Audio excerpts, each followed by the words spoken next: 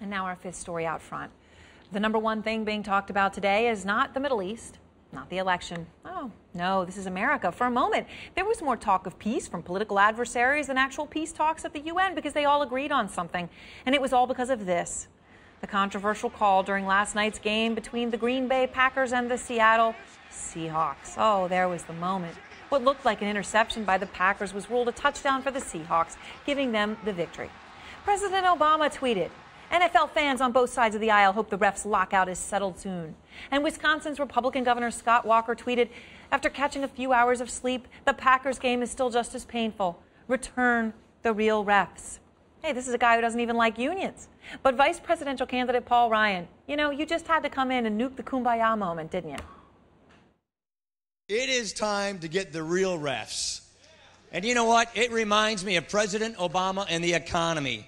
If you can't get it right, it's time to get out. All right. Well, other than that, if we all agree, what is the holdup? Sports writer Mitch Albom is out front tonight. He, of course, is also the author of The Timekeeper, currently the #1 fiction book on the New York Times bestseller list. Hey, Mitch, great to see you again. So it's obviously been reported the two sides are meeting today. What are the odds that this is going to get settled?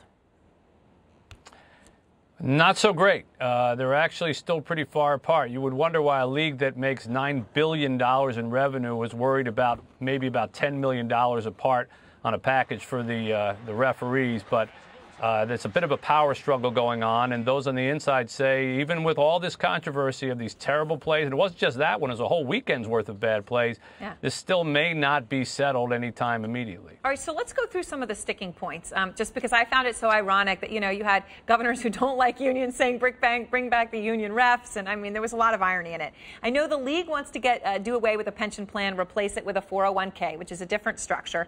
They both disagree on whether the refs should be full-time. And then salary is the big one. My understanding is the NFL has offered 7% salary increases, which would raise the regular salary to these guys to $189,000 by 2018. I mean, that is good money, but they want a whole lot more than that. So are they gluttons for not taking the 189, or in a league with $9 billion in revenue, should they be getting more? Erin, I think people get lost if they're going to spend a lot of time worrying about how much the salaries are. I actually think this has a lot more to do with power.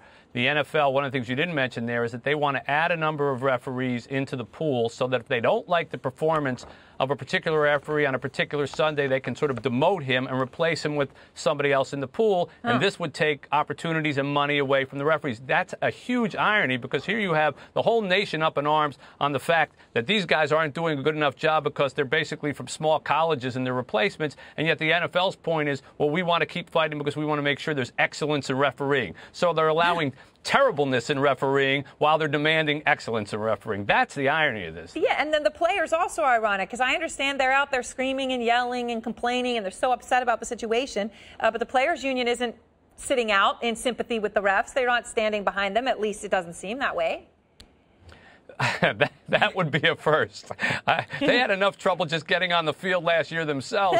I don't think that they're going to worry about the referees. But I will tell you something in all seriousness. They need to get this fixed, because players, every football player, there's a danger of permanent damage to a football player. And referees have a lot to do with that. They set the tone as to what's tolerated on things like holding or head-to-head hits or certain kind of contact. And a number of NFL players have told me, hey, look, if we're going to get these replacement referees and they're going to let us play, or they're not going to call these things, we're going to do it, because if we don't, the other guys will. Right. And what that creates is a physical mayhem that could be danger to the players. And if that happened, you'd hear a lot more than just a screaming over a touchdown that should have been or shouldn't have been, and then a win that was given to the wrong team.